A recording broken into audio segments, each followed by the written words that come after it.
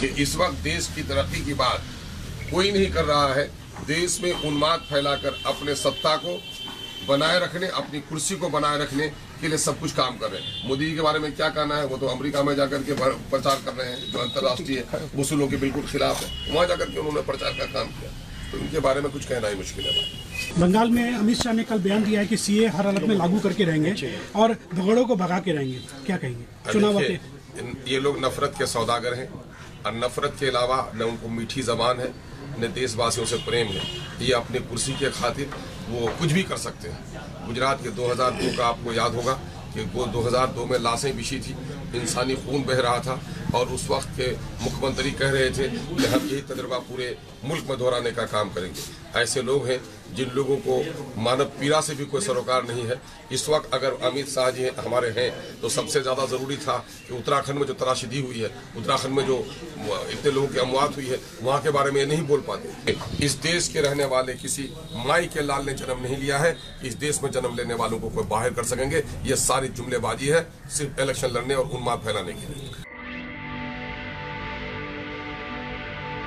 विरोधी कानून के खिलाफ जो धरना और प्रदर्शन देशव्यापी तौर पर चल रहा है, उसके लिए तो सबसे पहले मैं पंजाब और हरियाणा के किसानों को मुबारकबाद देता हूं, बधाई देता हूं कि देश के हित में, किसानों के हित में, राष्ट्र के हित में जो लड़ाई उसने लड़ी है, उस लड़ाई ने देश को एक नया हौसला दिया है। भारत एक कृषि प्रधान देश है और कृषकों की हालत जब तक अच्छी नहीं होगी अपना देश आगे नहीं बढ़ सकता।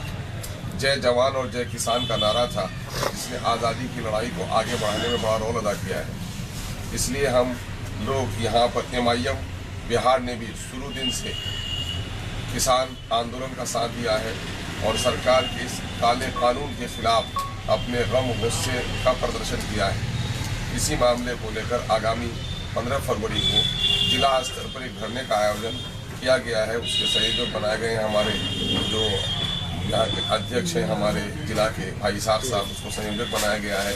ये धरना प्रदर्शन कलेक्ट्रेट के सामने में होगा। तमाम किसान भाइयों से, मजदूर भाइयों से और उन लोगों से जो लोग किसानों के हित में हैं, देश के हित में हैं और देश के सौदागरों के खिलाफ, जो देश को सारे मामले को निजीकरण नहीं किया जा रहा है बल्कि देश को बेचा जा रहा है, उसके खिलाफ जो लोग भी हैं, बुद्धिजीवी हैं, स्कॉलर्स हैं, पत्रकार हैं, समाज सेवी हैं, सब लोगों से MIM की ओर से अपील है कि किसानों के हित में उठिए, किसानों के संरक्षण के लिए उठिए और ये जो काला कानून जो किसानों के खिलाफ है, उनकी नस्लों के खिलाफ है, अपनी कृषि को चौपट करके विदेशों के हाथ में अपने कृषि के पूरे तंत्र को देने की साजिश है, उसके खिलाफ उठना चाहिए। एक दूसरी बार गोया ईस्ट इंडिया कंपनी को रेड कारपेट बिछाकर यह सरकार बुला रही है, उसी टाइप का। इसलिए कि तमाम तर मामला, चाहे LIC का मामला हो, चाहे एयरवेज का मामला हो, रेल का मामला हो, तमाम तर चीज़ों को निजीकरण किया जा रहा है। सक्षम सरकार निजीकरण पर विश्वास नहीं करती है, बल्कि सक्षम सरकार है कि निजी क्षेत्र के अच्छे उपक्रमों को वो अब सरकारी करा करके देश को मजबूत बना रही है। विदेशी कर्ज में डूबी हुई सरकार बजट का एक बड़ी राशि सूद में अदा कर रही है और खामखा का किसानों को परेशान कर रही है। ये मुद्दा ये हो गया है कि ये सरकार एजुकेशन को ख़त्म कर चुकी है, रोजगारों को ख़त्म कर चुकी है, कोरोना पर भी सही व्यवस्था नहीं कर पाई और GDP का रेट हमारा घट गया है, अंतर्राष्ट्रीय स्तर पर हमारी रैंकिंग कम हो गई है। इन तमाम तर मामलों को लेकर हम जिला व्यापी धरना के लिए सब लोगों का आह्वान करते हैं कि किसान भाई अपना ट्रैक्टर लेकर, गाड़ी लेकर, मोटरसाइकिल लेकर आएँ और उस दिन इस सभा को सफल बनाएं और ये संकेत दें कि हम किसान आंदोलन में वहाँ जो दिल्ली को घेराबंदी करके जो किसान बैठे हैं, हम उनके साथ हैं और सरकार के इस काले कानून के खिलाफ हम अपने गम गुस्से का प्रदर्शन करें। सर, आपके सदर कहते हैं कि मैं आंदोलन जीवी हूँ प्रधानमंत्री के, यकीनन इसमें क्या बात है।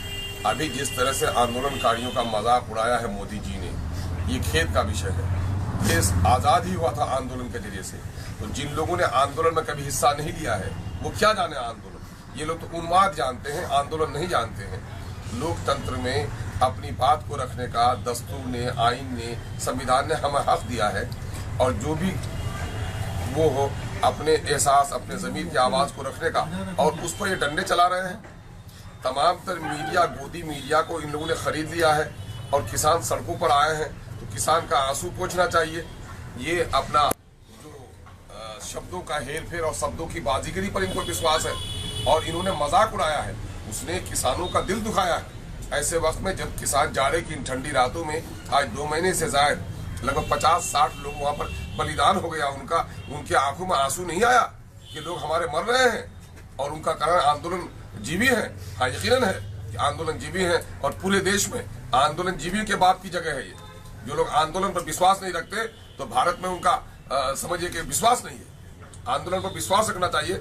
आंदोलन करके ही हमारे पूर्वजों ने गर्दन कटाकर आंदोलन करके ही देश को आजाद किया था। जिनके बाप दादाओं ने आंदोलन करके आजाद किया है, उसके रगों में आज भी आंदोलन बाकी है। और जो लोग कल भी आंदोलन नहीं कर सके थे, आज भी आंदोलन नहीं कर सकते हैं।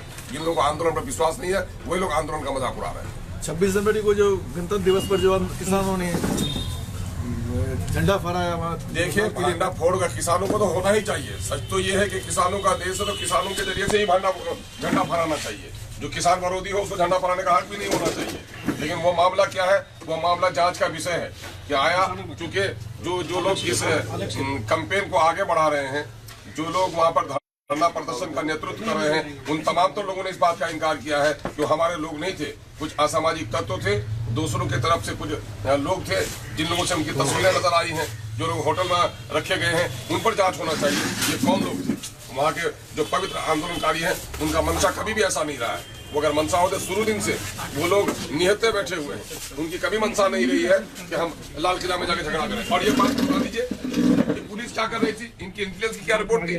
और पुलिस इतनी सक्षम नहीं थी कि उनको रोक सकते थे। आप पकड़ के गिरफ्तार करके लोगों को चला सकते हैं, डंडे चला सकते हैं, और वहां पर ये सारा कुछ साजिश का हिस्सा है। ये जांच का विषय है। ऐसा तो नहीं है कि संविधान को ही बदलने के दर पर है। मोदी जी के छुपे हुए एजेंडों के बारे में कुछ भी कहना मुश्किल है कि इस वक्त देश की तरक्की की बात कोई नहीं कर रहा है। देश में उन्माद फैलाकर अपने सत्ता को बनाए रखने, अपनी कुर्सी को बनाए रखने के लिए सब कुछ काम कर रहे हैं। मोदी जी के बारे में क्या कहना है, वो तो अमेरिका में जाकर के प्रचार कर रहे हैं, जो अंतर्राष्ट्रीय उसूलों के बिल्कुल खिलाफ है। वहां जाकर के उन्होंने प्रचार का काम किया, तो उनके बारे में कुछ कहना ही मुश्किल है। सर, किसान आंदोलन को लेकर क्या रणनीति आप लोगों की 15 तारीख को? 15 तारीख को जिला व्यापी हम लोगों का धरना है कलेक्ट्रेट के सामने में कि जो ये काला कानून आया है तो उसके खिलाफ किसान एकजुट हैं। और हम यहाँ सीमांचल से उन तमाम तक किसान भाइयों को जो सिंधु बॉर्डर पर और दिल्ली की घेराबंदी करके बैठे हैं, उन तमाम तर लोगों को बल पहुंचाना चाहते हैं, उनके समर्थन का प्रदर्शन करना चाहते हैं और सरकार के खिलाफ अपने गम और गुस्से का इजहार करने जा रहे हैं कि ये काला कानून जो आया है किसानों के खिलाफ, फसलों की कीमत हमारी सही नहीं मिल पाएगी, बाजार का पूरा नियम खत्म कर दिया गया। बिहार में भी पहले मार्केटिंग बोर्ड का जो सिस्टम था वो खत्म कर दिया गया। आज भी मार्केटिंग टैक्स लोगों से लिए जा रहे हैं, लेकिन मार्केट में कोई सुविधा नहीं जा रही है। MSP का मामला गड़बड़ हो जाएगा। ये सारा मामला के खिलाफ जो किसान हमारे वहाँ उठे हैं और जाहिर है कि देश के अग्नि पंक्ति में अगर किसानों का नाम आता है तो वो हरियाणा और पंजाब के किसानों का आता है। तो किसानों के हित की बात पंजाब और हरियाणा के किसानों से बेहतर कोई नहीं जानता। इस तरह के कानून लाने से पहले किसानों से भी मशवरा करना था। आप हमारे हित में काम कर रहे हैं और हम नाराज हैं, इसके माने मेरे हित में नहीं है। अगर हमारे हित में होता, किसानों के हित में होता तो सबसे पहला समर्थन अगर कोई करता तो वो पंजाब और हरियाणा के किसान करते। इसलिए किसान काउंसिल होना चाहिए। किसानों के मामले में जो कुछ भी फैसला लिया जाए वो किसान काउंसिल के बगैर सरकार कोई फैसला नहीं लेना चाहिए, बल्कि उनसे परामर्श करना चाहिए। सर, अब बंगाल प्रभारी भी है। बंगाल में अमित शाह ने कल बयान दिया है कि CA हर हालत में लागू करके रहेंगे और भगड़ों को भगा के रहेंगे। क्या कहेंगे? चुनाव ये लोग नफरत के सौदागर हैं और नफरत के अलावा न उनको मीठी जबान है न देशवासियों से प्रेम है। ये अपने कुर्सी के खातिर वो कुछ भी कर सकते हैं। गुजरात के 2002 का आपको याद होगा कि वो 2002 में लाशें बिछी थी, इंसानी खून बह रहा था और उस वक्त के मुख्यमंत्री कह रहे थे कि हम यही तजर्बा पूरे मुल्क में दोहराने का काम करेंगे। ऐसे लोग हैं जिन लोगों को मानव पीड़ा से भी कोई सरोकार नहीं है। इस वक्त अगर अमित शाह जी हमारे हैं तो सबसे ज़्यादा ज़रूरी था कि उत्तराखंड में जो त्रासदी हुई है, उत्तराखंड में जो इतने लोगों की अमवात हुई है, वहाँ के बारे में ये नहीं बोल पाते, वहाँ के बारे में दौरा नहीं कर पाते और यहाँ अपने कुर्सी के लिए सब कुछ करने के लिए ये आ जाते हैं। इस तरह के बात जो बोले हैं, मैं इसकी घोर निंदा करता हूँ कि इस देश के रहने वाले किसी माई के लाल ने जन्म नहीं लिया है, इस देश में जन्म लेने वालों को कोई बाहर कर सकेंगे। ये सारी जुमलेबाजी है सिर्फ इलेक्शन लड़ने और उन्माद फैलाने के लिए। सर, बंगाल में भाजपा से ज्यादा टीएमसी आप पे एग्रेसिव और कहना है कि आप पे आंकड़ा तक नहीं खुलेगा, सीट तक आपको नहीं आएगी। ठीक है, उनको जो कहने का हक है अब वो कहें, हम उनसे सर्टिफिकेट नहीं मांगते हैं। जो स्थापित राजनीतिक दल हैं और जिन लोगों ने हमेशा अक़लियतों के, अल्पसंख्यकों के वोट को लेकर उसका शोषण दोहन किया है, उनको डर ये होता है कि जिनका हम शोषण कर रहे थे, दोहन कर रहे थे, जिनको फासिस्ट ताकतों से डरा कर जिनका वोट ले रहे थे, जबान जिनकी बंद रखे थे, आज उनकी सफ़ों में लीडर पैदा हो रहे हैं। ये हमसे हक मांगेंगे। वहाँ क्यों कर रहे हैं? बिहार में कांग्रेस भी वही काम करती थी। पूरे देश स्तर पर देखिए कि अक़लियतों के वोट की जो लोग हमेशा कब्जा जिनका रहा, वो तमाम तो लोग समझ रहे कि मेरे पांव तले जमीन खिसक रही है। ये आवाज़ सबों की है, ये कोई नई बात हमारे लिए नहीं है। तो कितनी सीटें लाएंगे आप सर? हम लोग हमारा संगठन बन रहा है और हम अपने संगठन विस्तार के बाद हम आकलन करेंगे कि हमको कितने सीटों पर लड़ना होगा। अभी तो हमारे परिचय का दौर चल रहा है। जाहिर है कि हम पहले से वहाँ है नहीं, तो अभी हमारी मीटिंग चल रही है और हमारा संगठन बन रहा है। उसी के आधार पर अगला फैसला हम लोग करेंगे। रणनीति क्या होगा सर? रणनीति क्या होगा बंगाल चुनाव में? बंगाल चुनाव में रणनीति देखिए, फुरफुरा शरीफ का मामला रणनीति का मामला, तो जाहिर है कि रणनीति ऐसी होती है जो सारी पहले बताई नहीं जाती है। रणनीति का कुछ हिस्सा जाहिर होता है, कुछ हिस्सा बातिन का भी होता है कि हम अपनी लाइक माइंडेड पार्टियों से हमारी बात चल रही है और लाइक माइंडेड पार्टी से कुछ ओपन मीटिंग भी हमारी हुई है, तो हमारी वो होगी। हम जो कुछ भी करेंगे फासिस्ट ताकतों के खिलाफ, जो लोग समाज में नाइंसाफ़ी कर रहे हैं, अक़लियतों को, दलितों को, पिछड़ों को, वंचितों को, जो लोग इंसाफ नहीं देना चाह रहे हैं, उनके खिलाफ हमारी लड़ाई है और उसी के लिए हम लाइक माइंडेड लोगों को तलाश कर रहे हैं। फुरफुरा शरीफ वालों से हमारी निकटता है। हम आशा करते हैं कि फुरफुरा शरीफ वालों के साथ मिलकर के एक अच्छा काम करने का हमको मौका मिलेगा।